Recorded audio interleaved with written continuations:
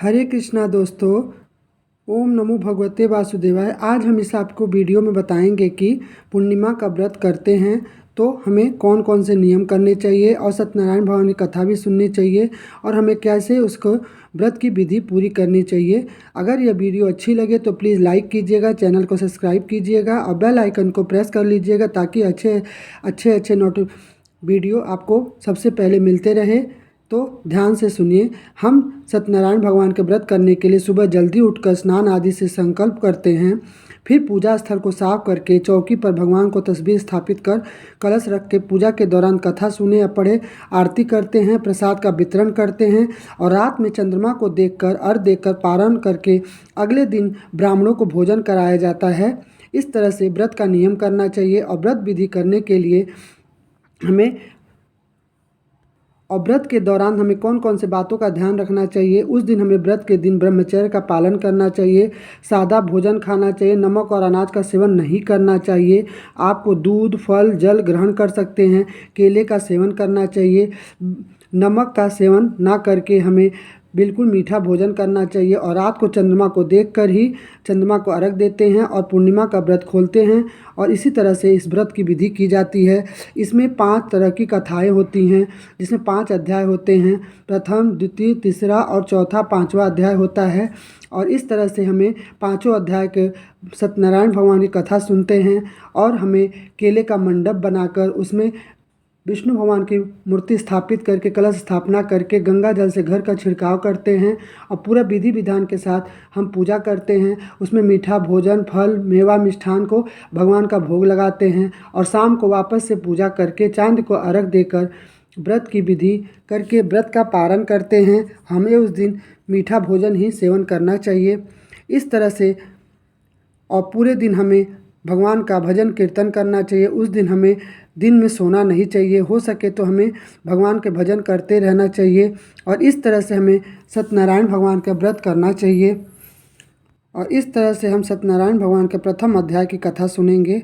पावन तीर्थ स्थल नैमिष धारणे ने किसी समय एकत्र हुए आर्यवत ने 88,000 महर्षियों से मुनि श्रेष्ठ सूत जी से कहा, हे मुनि श्रेष्ठ, कलयुग में मनुष्य वेद विधान और धर्म विरुद्ध आचरण करते हुए पापों की गठरी से बोझ तले दबता जा रहा है।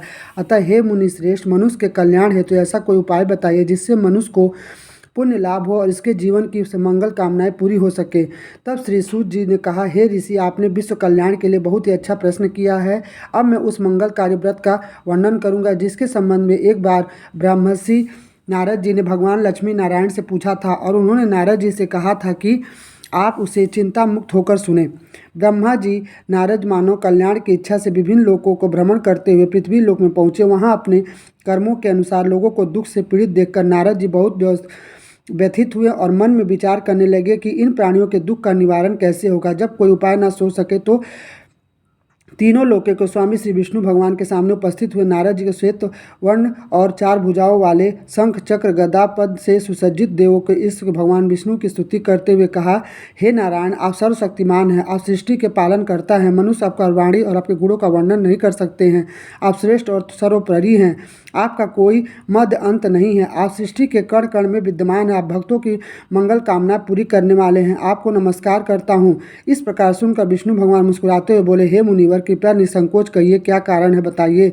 तब नारद जी ने कहा, पृथ्वी लोक पर सारे मनुष्य पीड़ित हो रखे हैं। इन्हें त्रिलोकनाथ मुझे कृपा करके इस कोई उपाय बताइए जिससे उनका दुख दूर हो सके और सुख संपत्ति का भोग कर सके।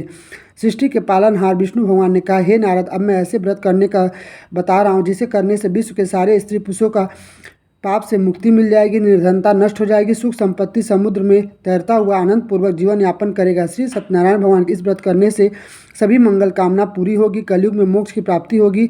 एकमात्र उपाय है, नारद जी के व्रत हेतु विधि विधान से जानकारी चाहिए। तो श्री नारायण बोले, मनसा इस व्रत को करने से सभी मनोकामनाएं पूर्ण होती हैं। कलयुग में मोक्ष की प्राप्ति का एकमात्र उपाय है। नारद जी जब व्रत हेतु विधि विधान जानकारी को जाने तो श्रद्धा भाव से शुद्ध होकर मनुष्य भक्ति एवं श्रद्धा भाव से किसी के भी दिन यह व्रत कर सकते हैं। नैवेद्य आदि भक्ति भाव से अर्पित कर ब्राह्मणों को भोजन कराएं, दक्षिणा दें। इस प्रकार श्री सत्यनारायण की आराधना करने से सभी कष्टों से मुक्ति पाकर वह धन संपन्न सुखी होकर आनंद पूर्वक जीवन व्यतीत कर सकते हैं। इसी तरह से सत्यनारायण भगवान के व्रत और पूजा किया जाता है। धन्यवाद। ओम नमो भगवते वासुदेवाय। इस तरह से सत्यनारायण भगवान की प्रथम अध्याय की कथा समाप्त होती है। जय माता जी। राधे राधे।